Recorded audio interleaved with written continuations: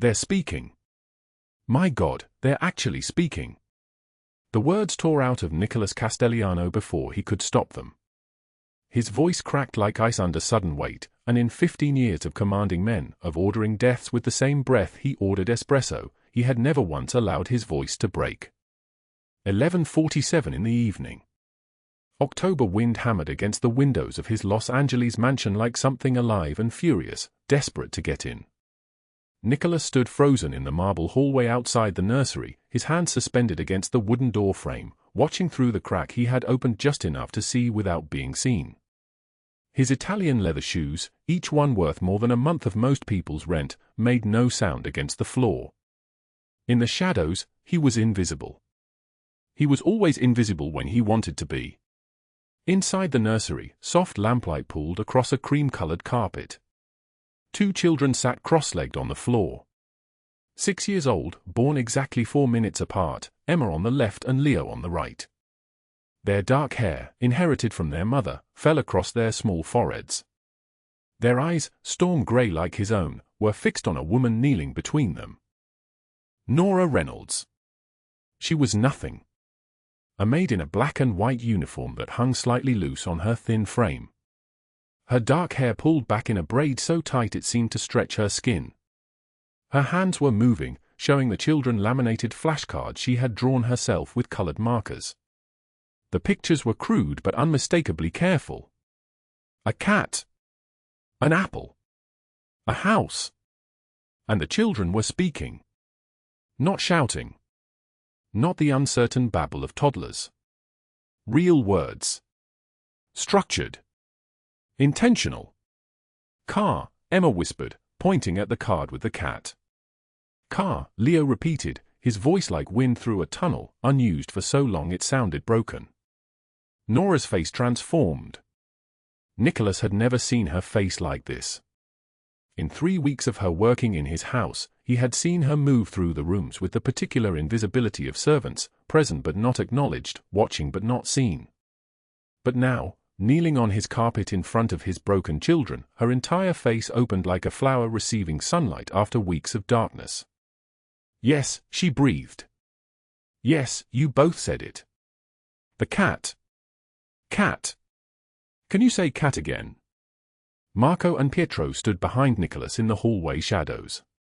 2 men built like concrete barriers, each one carrying enough muscle and scar tissue to intimidate most of Los Angeles.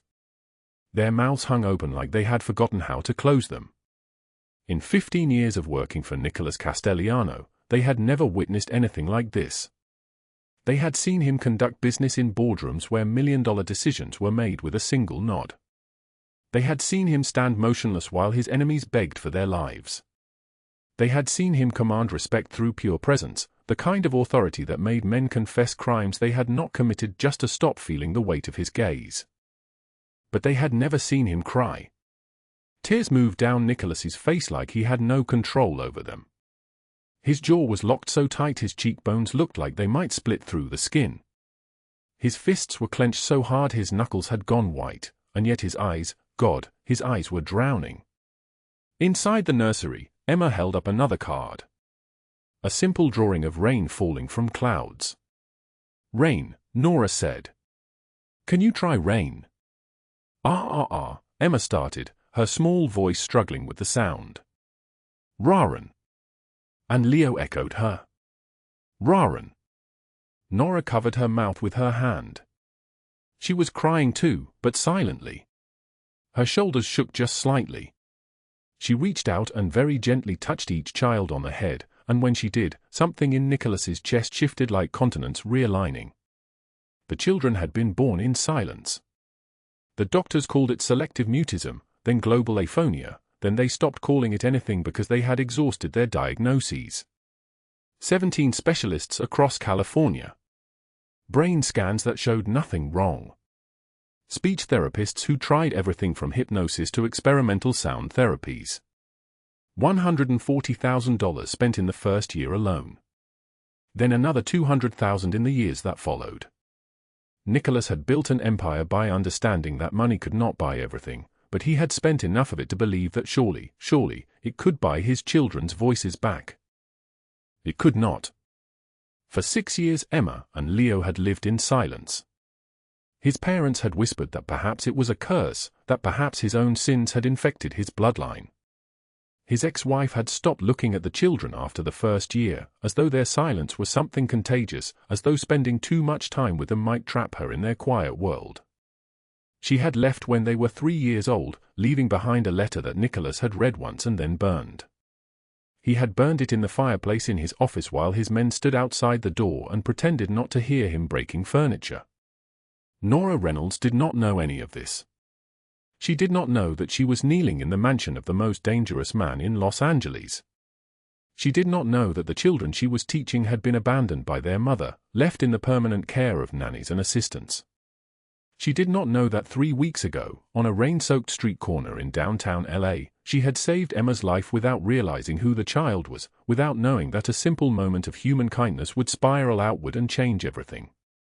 But what she did not know was about to matter far less than what Nicholas Castellano was about to do with this knowledge. Again, Emma said.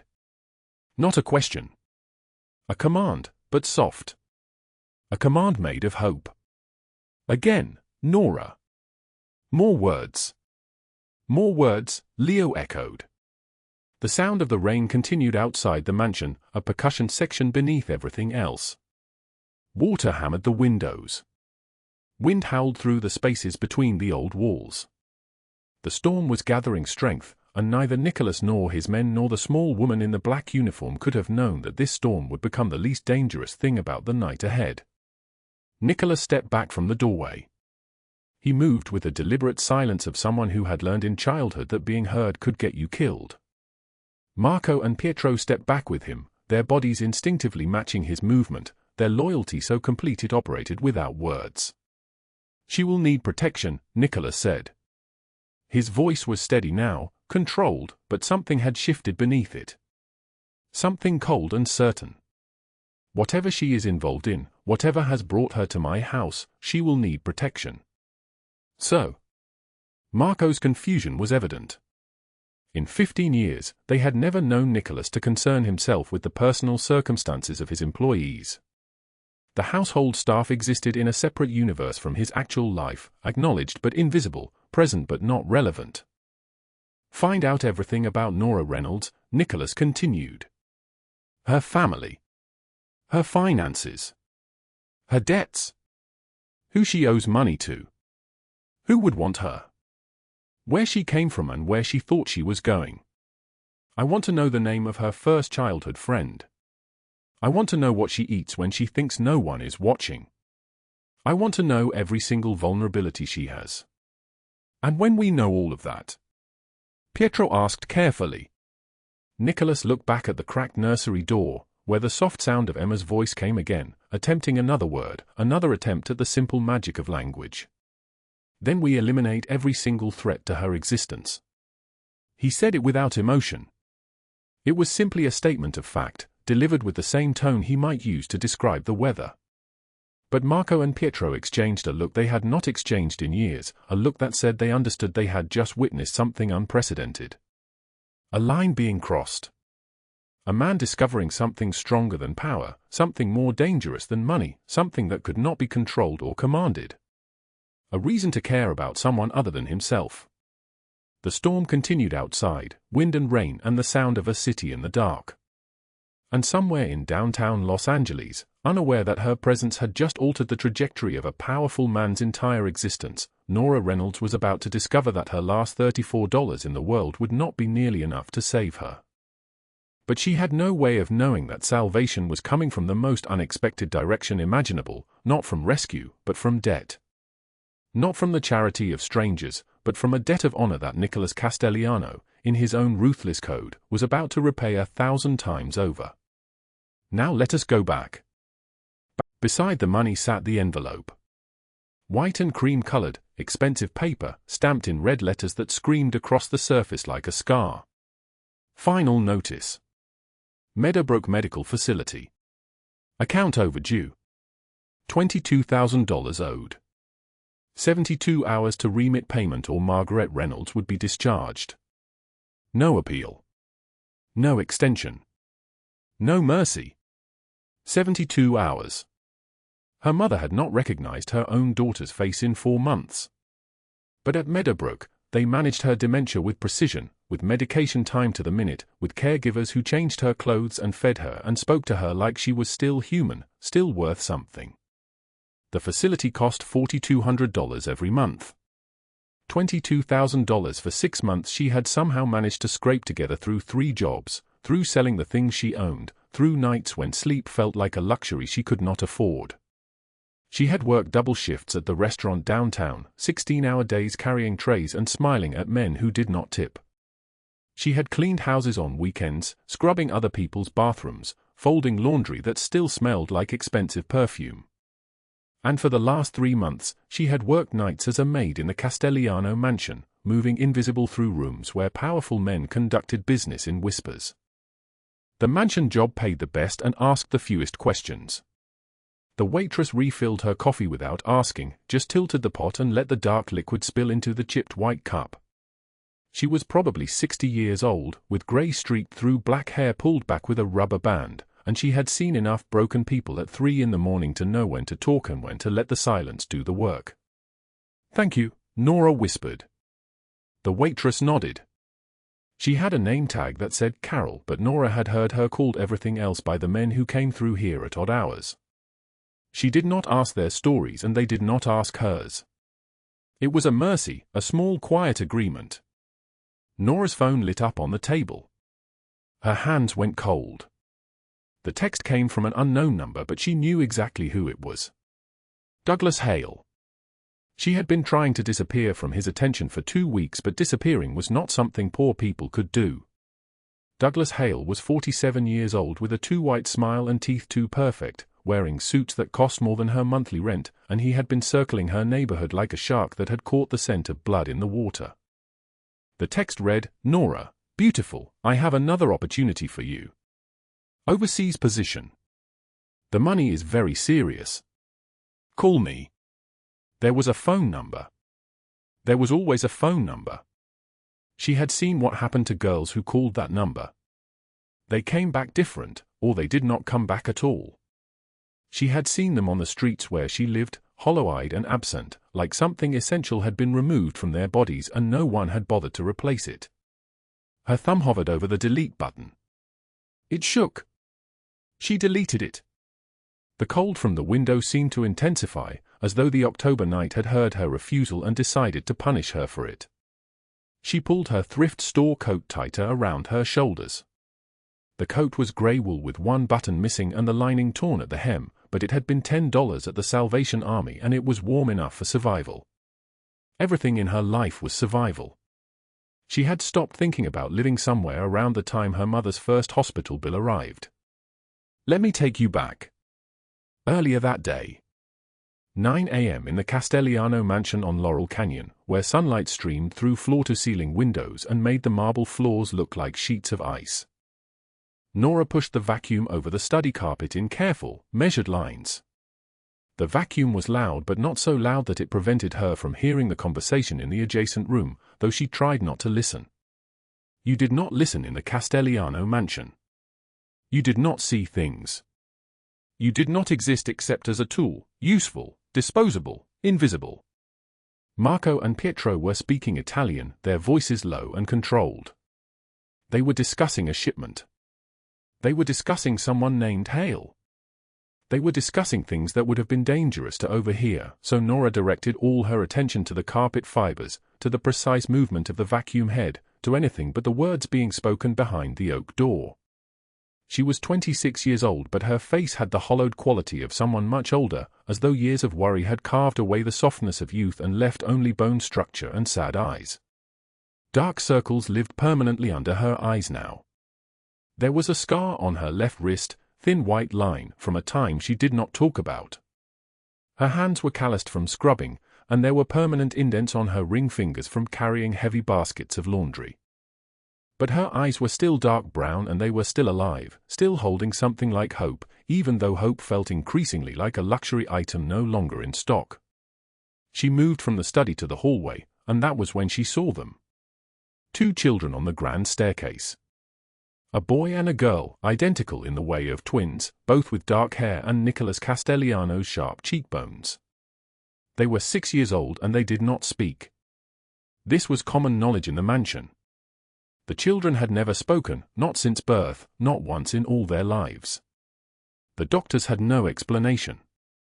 The specialists found nothing physically wrong. The twins simply existed in a world of gesture and glance and perfect silent understanding of each other. The girl, Emma, was watching Nora with an intensity that felt almost accusatory. She was beautiful and fierce, and her dark eyes followed every movement as Nora replaced the towels in the bathroom. The boy, Leo, did not look at Nora.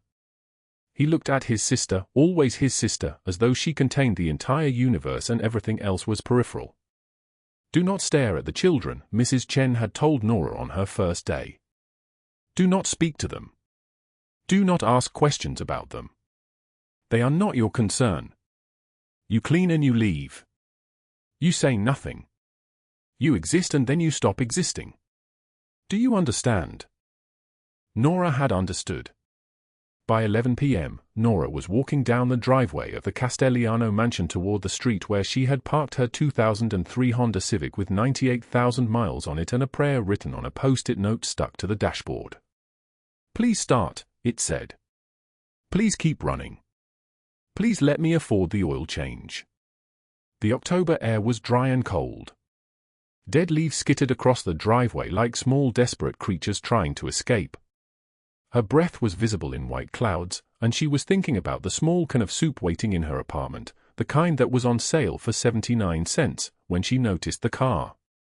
A black sedan with tinted windows idling across the street. Not engine running. Engine idling. Waiting. She recognized it because she had seen it before, 3 times in the last 2 weeks. Always in her neighborhood. Always watching. Douglas Hale sat in the driver's seat, and even from 50 yards away, she could see his smile. That too white smile. That smile of a man who believed the world operated on his terms and everyone else was simply waiting to agree. She did not walk toward him. She got into her Civic without looking back, and her hands shook as she turned the key and heard the engine turn over, grateful and alive. She drove with the windows closed against the cold, listening to her tires on the pavement, listening to the engine work harder than it should have to, listening to the sound of her own breathing which was too fast, too panicked, too afraid. The black sedan did not follow. But it did not need to. He knew where she lived.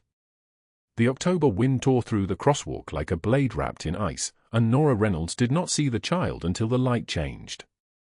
She was walking home from her second job at the dry cleaners, cutting diagonally across Wilshire and San Vicente where the traffic screamed and honked and moved with the chaos of 6 p.m. in Los Angeles. The dry October cold bit at her cheeks, made her eyes water, and her grocery bag hung heavy from her arm, marked down bread, vegetables on sale, the kind of careful shopping that meant choosing between food and gas money. Streetlights were just coming on in the dusk, casting everything in that strange orange glow that made the world look older than it was.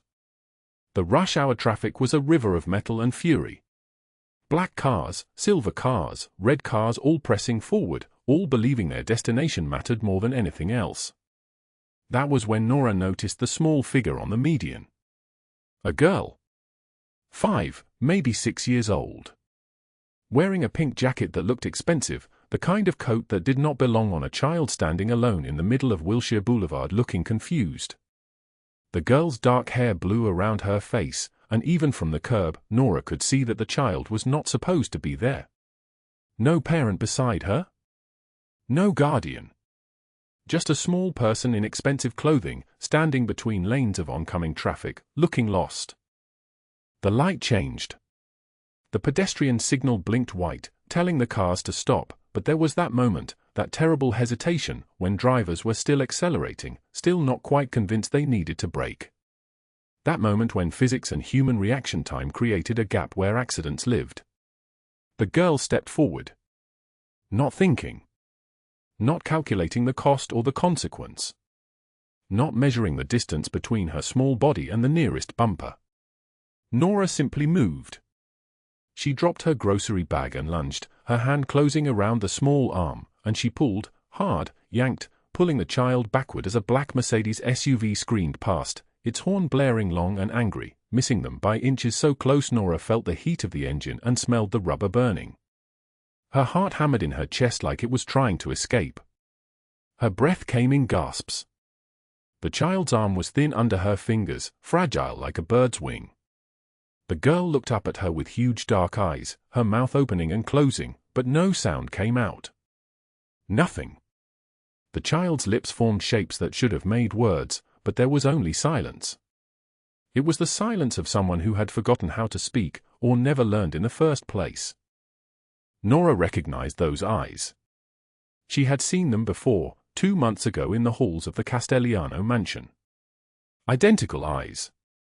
The twins, the silent children who lived in the upstairs wing, the ones who never made a sound, who moved through the house like ghosts, who the other staff whispered about in Spanish when they thought no one was listening. Before Nora could process what this meant, before she could even form a thought, tires scratched on the pavement and the world filled with black vehicles. 3 SUVs surrounded them, their engines idling like predators. Men in suits poured out, 6 of them, maybe 8, their hands moving toward jackets, their eyes scanning the street and the rooftops and the corners of buildings, looking for threats. Then he appeared. Nicholas Castelliano dropped to his knees in the street, and he was not thinking about the yellow line or the traffic or the law. He dropped to his knees and pulled the small girl into his arms like she was made of something that could break. His face went colorless, actual white, the color of a man whose worst nightmare just became real and then suddenly stopped being real. "Emma," he said, and the word was barely a breath. "Emma, Emma, Emma." Marco was shouting into a phone, his voice sharp and rapid, calling for a medical team, calling for sweeps of the neighborhood, calling for everything to be locked down and secured immediately. Pietro was scanning the rooftops with his hand near his jacket, his shoulders broad and ready, looking for snipers, looking for the second threat that always comes after the first. Nicholas looked up at Nora. Really looked at her. For a moment, he did not see a maid in a worn coat. He saw the person who had just pulled his daughter back from the edge of death. "What is your name?" His voice was shaking. She could hear it shaking. "Nora," she said. "Nora Reynolds." He repeated it like it was sacred, like it was something to be memorized and carved into stone. "Nora. Nora Reynolds." Then, without standing, without moving his daughter from his arms, he said, "You work in my house." It was not a question. "Yes," she said. 18 months. Service entrance. Early mornings. Nicholas rose to his feet, still holding Emma, and the girl's small hand reached out and gripped Nora's sleeve. Would not let go. Her fingers curled into the fabric of Nora's coat like she was holding on to the only solid thing in the world. Nicholas looked at Nora then in a way that made her blood feel too hot. He looked at her and at his daughter's hand holding tight to her, and he said to Marco, "Find out everything about her?" Everything. Medical records. Employment history. Family. Bank statements. Everything. Already on it, boss, Marco said, his phone already in motion. An ambulance arrived, sirens wailing, and paramedics jumped out with their equipment, their urgent voices, their professional calm. But Emma would not release Nora's sleeve, would not let the medics examine her without Nora standing beside her. So Nora stood beside her while they checked the small girl's vitals and pupils and reflexes, while they cleared her for transport, while they asked questions that the child could not answer with words. Nicholas watched Nora with an intensity that made her skin feel too tight. She saw him notice the thin fabric of her coat. She saw him see the calluses on her hands from washing dishes and cleaning floors and handling harsh chemicals. She saw him notice the edge of her grocery bag's contents, the marked-down bread, the day-old vegetables, the kind of food that cost less than $5. The wind picked up again, and Nora's breath came out in white clouds against the October cold. 2 days later. Nora arrived for her shift at 6 in the morning, exhausted from her overnight shift at the hospital laundry where she had spent 8 hours folding sheets and breathing steam, where she had earned $43 that would last until Wednesday if she was careful. The service entrance was cold and empty, lit by fluorescent lights that made everything look sick. Mrs. Chen, the housekeeper supervisor, intercepted her at the door. Her expression was strange, something between worry and awe. "Mr. Castellano wants to see you in his study," Mrs. Chen said. Nora's stomach dropped. In 18 months of working at the mansion, she had never been summoned. Never been in the same room as the man who signed the checks. The rules were clear: stay invisible, do your work, do not be remembered, do not be seen, do not be. But she had been seen. The study was dark wood and leather, heavy curtains blocking out the morning light so that the room existed in a kind of permanent dusk. The smell of coffee and old books hung in the air. Nicholas Castellano sat behind a desk so massive it looked like something carved from the earth itself, something that had always been there and always would be. Marco stood to his left, Pietro to his right. Their suits were immaculate. Their expressions were closed. Nicholas gestured to the chair across from him. Nora sat, her spine straight, her hands folded, her heart hammering against her ribs like something desperate trying to escape. Nicholas slid an envelope across the desk. "Open it," he said. His voice was deep and solid like an oath. Nora's hand shook as she did. Inside, cashier's checks. Made out to Meadowbrook Medical Facility. $22,000. She looked up at him. "I don't understand," she whispered. "You saved my daughter's life," Nicholas said. "This is the debt your mother owes. It is paid." Nora shook her head, her eyes filling with tears. She pushed the envelope back across the desk. "I can't accept this," she said. "I didn't save Emma for money. I didn't even know she was your daughter." Marco and Pietro exchanged a look that said they had never, in 15 years, seen anyone refuse the boss's money. Nicholas studied her, really studied her, this woman in a worn maid's uniform who had just returned $22,000. "Why," he asked, "are you working 3 jobs?" The question landed like a stone in still water. Nora hesitated, then told him everything. Her mother's early onset dementia. The medical bills that never stopped arriving. Her father who disappeared when she was 12 and left nothing but absence. The scholarship to community college she had to abandon when the bills got worse. The final notice letter, still in her coat pocket, creased from being folded and unfolded 100 times. She told him about Douglas Hale. She told him about the business cards and the promises and the 6 months overseas in luxury hotels and the $50,000 waiting at the end. She told him that Douglas knew exactly how much she owed, down to the dollar. She told him that Douglas texted her at 3 in the morning when he knew she was awake, staring at the ceiling, trying to calculate which bills could be paid and which would have to wait. Nicholas's expression went cold. Something shifted in his face, like a door closing, like a light going out. "This man's full name," he said. "Douglas Hale," Nora said. Pietro immediately stepped into the hall, phone already in motion, already making calls. "You will take this money," Nicholas said, his voice still steady, still controlled. "Your mother's care is handled. You will continue working here, but only 1 shift. No more hospitals. No more dry cleaners.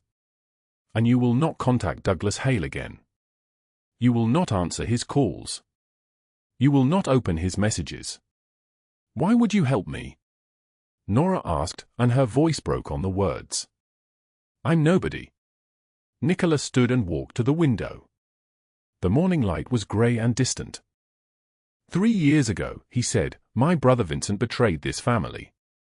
He sold our operation details to the Moretti family. He chose money over blood." Nicholas turned to face her. "I had to choose between mercy and survival. I chose survival. Vincent died. The violence, my children witnessed it. Emma and Leo could not speak after that. 17 specialists. 17. All of them said permanent. Psychogenic mutism from trauma. Permanent." He paused. "You gave my daughter back to me on that street," Nicholas said. "That is not nothing. That afternoon, Nora found herself sitting on the floor of the twins' playroom, surrounded by coloring books and stuffed animals and the kind of toys that wealthy children owned. Emma and Leo sat across from her, watching her with those enormous dark eyes. She pulled out a napkin from her pocket and drew a simple flower with a pen she found on the windowsill. She printed the letters carefully, FLOWER. Emma reached for the pen. Nora let her. The small girl drew something, rough lines and curves, but unmistakably a heart. Her mouth moved soundlessly, her lips forming shapes. Nora pointed to the heart, then to Emma. "You're very sweet," she said, speaking clearly, watching Emma's lips. Leo pointed to Nora, then to the drawing. Nora understood. She drew another flower. Then another. She pointed and named each one, speaking the words slowly, clearly, giving the children time to watch her mouth form the sounds. 40 minutes passed like this, Nora and two small children sitting in a pool of afternoon light, learning a language together without words. Emma's mouth moved, just moving, just shaping the words silently, practicing, trying. Then, so quiet it was almost a whisper, Emma said it, flower. One word. One syllable. One sound that meant everything. Nicholas appeared in the doorway, frozen. Marco was behind him, actually stepping backward. Pietro crossed himself. But 3 blocks away, in a luxury condo paid for by someone else's money, Douglas Hale sat at a desk looking at a photo of Nora on his phone. He smiled that too white smile. "This one is worth $20,000 to the Dubai client," he said to the woman on the video call. "Educated. Speaks English. Desperate enough to sign anything." Rachel Dawson, sitting in her Brentwood penthouse in a white leather chair, adjusted her wire-rimmed glasses and nodded. She was 51, old money, the kind of wealth that came from families rather than effort. Her hands were thin and perfectly manicured. Her voice was cultured and cold. "Then make sure she signs," Rachel said. "I have a shipping slot in 6 days." The line disconnected. Nora walked to her car after her shift, feeling lighter than she had in months. Her mother's debt was paid. The twins had spoken. Everything felt like it was finally moving in the right direction. She did not see the black sedan pulling out from the parking lot behind her, its engine purring like something alive. Douglas Hale sat in the driver's seat, watching her taillights disappear into traffic, and his fingers moved across his phone screen, typing a message he had typed 100 times before. "Clock is ticking. My offer stands. Let me help you."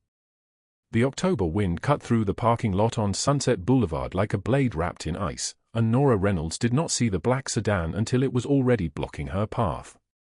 Douglas Hale stepped out from the driver's side, his tailored suit pristine, his smile gone.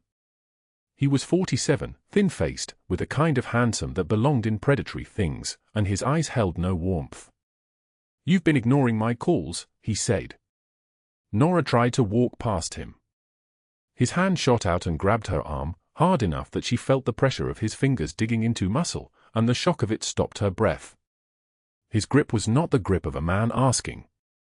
It was the grip of a man who was accustomed to taking what he wanted. "You owe people money," he said, his voice dropping lower. "I checked. $22,000. Where did you get it?" She pulled her arm free, her heart hammering against her ribs. "I don't owe you an explanation. You think your little rescue stunt means anything?" Douglas stepped closer, and she could smell his cologne, expensive and suffocating. "You're still nobody.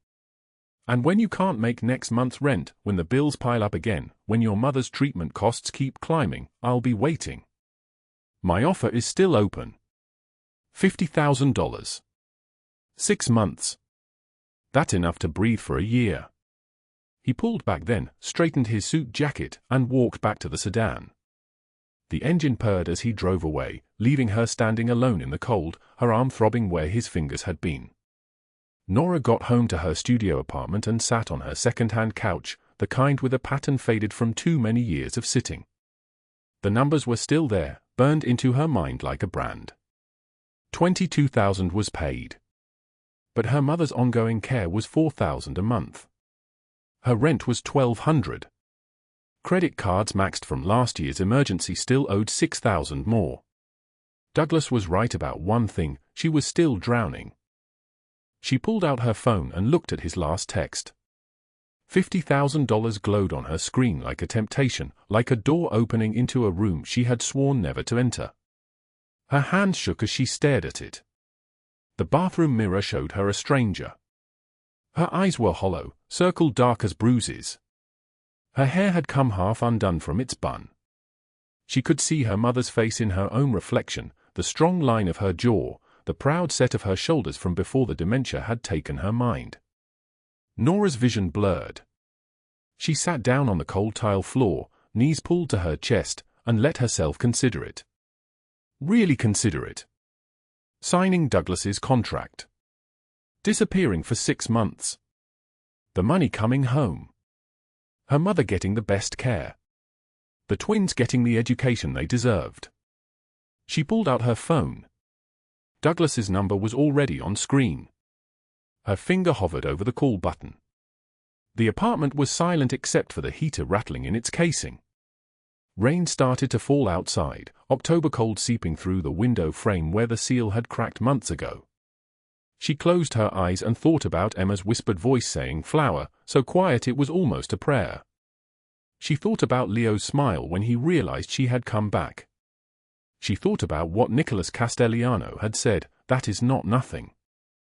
She thought about her mother, who had raised her alone, who had told her that education was the only thing no one could take away, and then dementia had come and taken even that, but the principle still stood. Some things were worth more than $50,000. A text came through. Mrs. Chen asking if she could work an extra shift tomorrow. The twins asked for you specifically, the message read. They asked for you by name. 2 children who did not speak had asked for her by name. Nora deleted Douglas's number and went to bed. But 3 blocks away, in a luxury penthouse that overlooked the city, Nicholas Castellano sat in his study at midnight while Marco and Pietro laid out the full dossier in front of him. Photographs, financial records, shipping manifests, bank transfers, testimony from 2 women they had extracted from a Dubai hotel who identified Douglas Hale's photo without hesitation. 17 women. All missing. All on Douglas's manifest. Nicholas read through it all in silence, his jaw tight enough to crack. The scar running from his eye to his cheekbone seemed deeper in the study's dim light. He was wearing an open white shirt, the gold watch on his wrist catching the lamp's glow every time he turned a page. When he finished, he set the papers down with controlled precision. She doesn't know how close she came, Marco said quietly. Nicholas's eyes were dark, utterly still. She's not going to find out from them. He made 2 phone calls.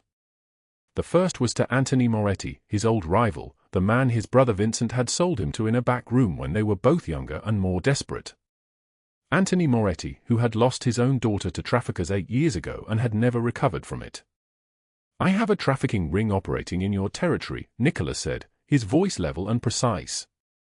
Douglas Hale and Rachel Dawson. 17 victims, $40 million operation. I'm giving them to you as a gesture of peace. Do what you want with them, but make sure they disappear. Anthony Moretti agreed without hesitation. The second call was to FBI agent Sarah Chen, Marco's sister, who had been trying to build a federal case against Rachel Dawson for 2 years. Nicholas sent her everything anonymously through an encrypted line. Everything. All of it. The raid happened simultaneously. At 4:56 in the morning, while Nora slept fitfully in her studio apartment, 12 federal agents in windbreakers swore Rachel Dawson's Brentwood penthouse. She was sitting at her breakfast table in a white silk robe, reading the Wall Street Journal with wire-rimmed glasses perched on her nose, when they came through the door. Rachel was 51 years old. Old money. The kind of wealth that came from families rather than effort, so deep and so complete that she had never once questioned whether the people she hurt had value.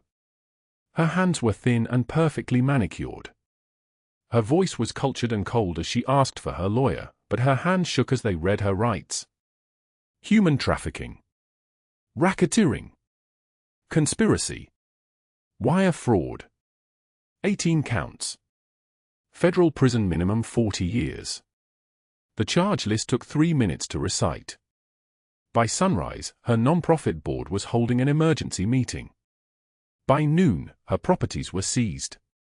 By evening, she was on the news in handcuffs, her neighbors watching from their doorways, her empire collapsing like it had been built of paper. At that same moment, in a leased condo in Marina del Rey, Douglas Hale's door exploded inward. Not federal agents. Moretti soldiers.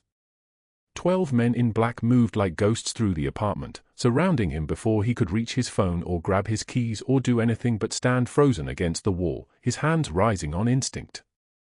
"Whatever this is, we can talk," Douglas said, and his voice had already begun to shake. "I have money. I have information. We can work something out." Anthony Moretti himself stepped through the door. Douglas recognized him and his legs gave out.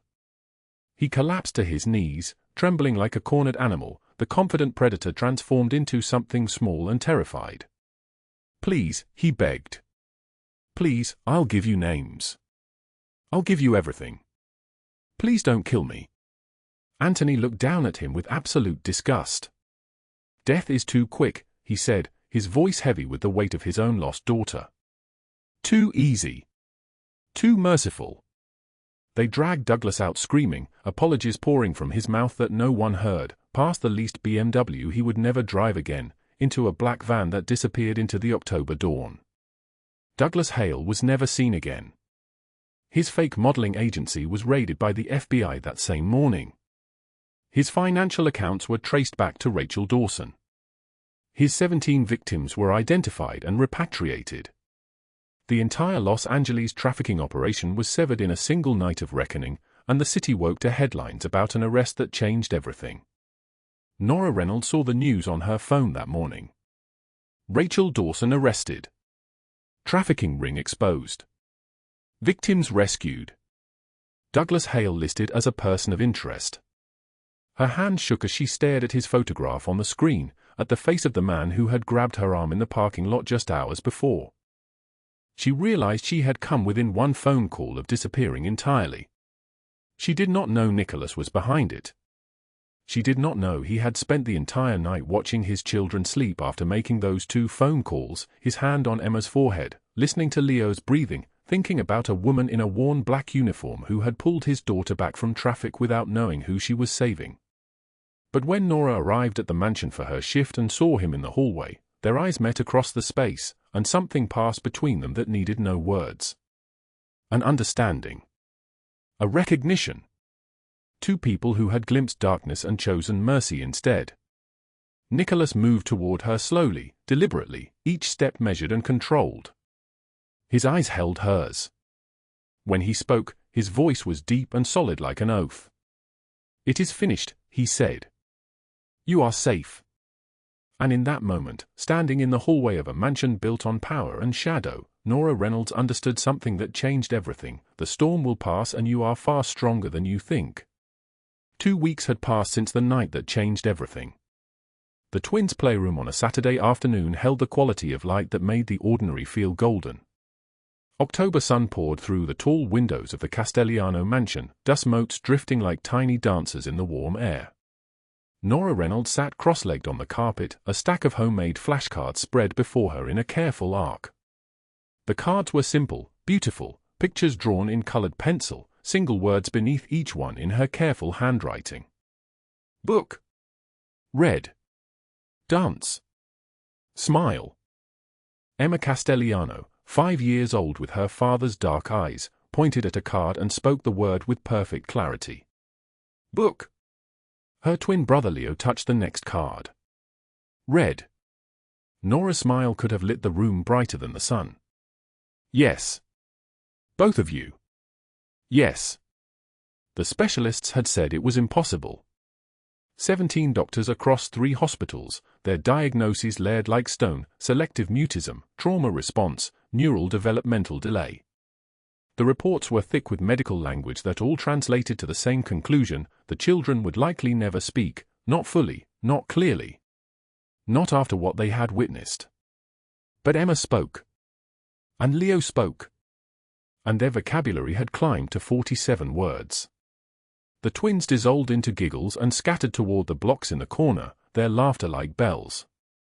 Nora gathered the flashcards slowly, carefully, pressing each one flat against her palm. Nicholas Castellano stood in the doorway. She had known he was there for the past 3 minutes. She felt his presence the way she had learned to feel many things now, as a kind of certainty that moved through her without words. Instead of startling, she looked up and smiled. A real smile, not the careful servant smile she had worn before. This one belonged to the girl she was becoming, the girl who had learned that some men in expensive suits were capable of gentleness. They were finished with the lesson, she said. They did well today. Nicholas did not respond immediately. His eyes moved from her to the twins to the scattered cards. When he stepped into the room, his expensive shoes, leather that cost more than her apartment's monthly rent, looked absurdly large against the child-sized furniture. He sat in a chair meant for a 4-year-old, and for a moment he was simply a man trying to fit into something too small, all broad shoulders and expensive fabric folded awkwardly. The sight was so unexpectedly human that Nora had to turn away briefly to compose herself. "How are you doing this?" His voice carried genuine confusion, as if she had performed something miraculous rather than simple. Nora set the cards down. "Repetition," she said. "Patience. I show them the picture, say the word, let them touch it, let them feel it. But the most important thing is..." She paused, choosing her words carefully. "I treat them like they can already speak. Not like they are broken and need fixing. Like they are choosing to be quiet, and we are just giving them permission to choose differently." They were never unable to speak. Nicholas's eyes met hers, searching. They were afraid to speak. "There is a difference." "Yes," Nora whispered. The children's silence had been protection. That much was clear now. Emma and Leo had seen something a child should never see, had witnessed their uncle's death, the moment when a father had to choose between blood and survival. Their silence was a fortress they had built without knowing they were building it. Nicholas stood and moved to the window, his silhouette framed in golden light. Outside, the city sprawled below, indifferent to the small miracles happening in rooms above it. "What would you have done differently?" Nora asked quietly. He turned back to face her. In that moment, he looked older than his years, the weight of choices etched into the lines around his eyes. "Nothing," he said. "And I will carry that forever." Nora nodded. She understood what it meant to make a choice that could never be unmade, to live with the consequences of survival. That evening, Nicholas insisted on driving her home. The October air had turned sharp and clean, the kind of cold that made you aware of your own breathing. Los Angeles glittered below them as they drove through the city, streetlights blurring into rivers of gold against wet asphalt. The rain had come and gone hours ago, leaving everything freshly strange. He parked outside her apartment building, 5 stories, cream-colored, the kind of place where families lived quietly and did not ask questions. The windows were dark except for the glow of televisions behind closed curtains. "Your mother's care is stable?" he asked. Nora nodded. Her mother's facility was no longer the underfunded hospice she had feared. The medical bills that had haunted her for months were absorbed into the margins of Nicholas Castellano's wealth, significant to her, invisible to him. "Because of you," she said. Nicholas turned in his seat to face her fully. "I am increasing your salary. You will work only here, with the twins. They need you. This is not charity. You are giving my children their voices back. That is worth more than I can ever repay." Nora opened her mouth to protest. He raised a hand, and she fell silent. In the darkness of the car, his profile was sharp, defined, a man used to being obeyed. "This is not charity," he repeated. "Accept." She accepted. As she gathered her things to leave, she turned back one final time. "Thank you for making Douglas Hale disappear." The silence in the car became a living thing. Nicholas's hand stilled on the steering wheel. Nora continued quietly. "I am not stupid. The FBI raid was too perfect. The timing. The way he vanished the same night. I know you did something. Nicholas spoke carefully, each word chosen with precision. I protected what is mine to protect. Nora nodded. She understood exactly what he meant. The unspoken language of his world, the code that ran beneath everything: loyalty, family, consequence. Good, she said, and stepped out into the October night. She climbed the stairs to her apartment without looking back, but she heard his car remain parked below for a long time. She watched from her window as the black sedan sat beneath the streetlight, engine running, exhaust ghosting pale against the darkness. He was still there at 11:24 p.m. when she finally turned off her light to sleep. 3 months later. Christmas morning arrived with a silence that felt holy. The Castelliano mansion had been transformed into something from a storybook, garlands wrapped around every banister, lights strung like captured stars across the windows, the smell of pine and cinnamon filling the halls like a prayer. Nora had arrived for her shift at 7 a.m., as always.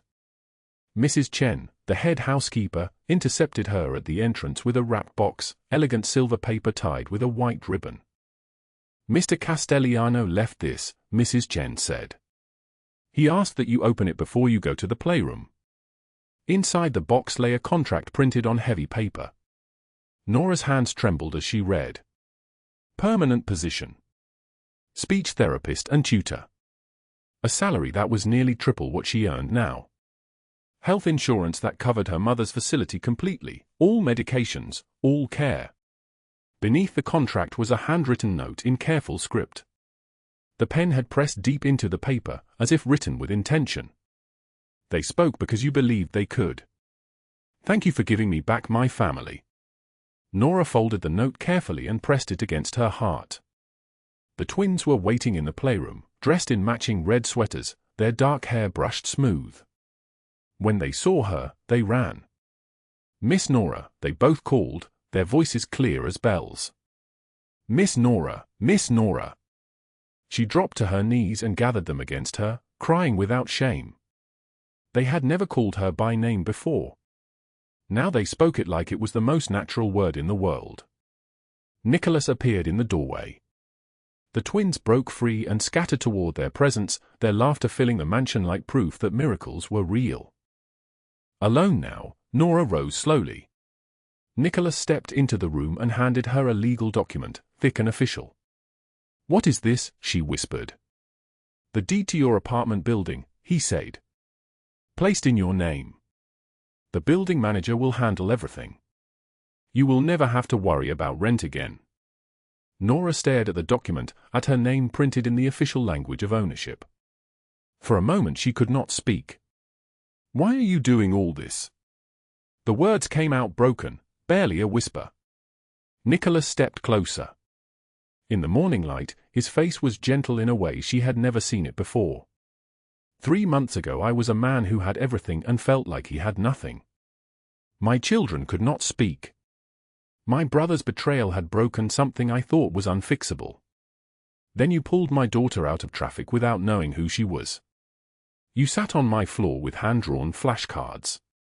You gave me hope when I had decided hope was a weakness. His voice dropped lower, each word deliberate. You were being hunted by a predator and you still chose mercy over desperation. You saved my children.